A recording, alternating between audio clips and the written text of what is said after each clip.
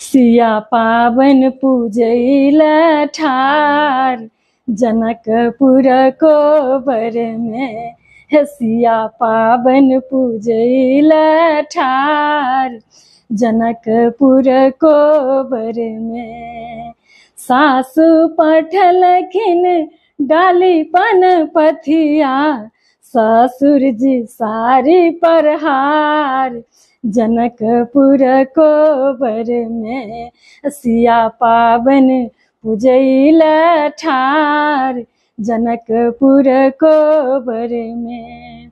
गोतनी पठलखिन गौरी बना कर, ननदी सजा कर डाल जनकपुर को बर में। सिया पावन पूजैल ठार जनकपुर को बर में।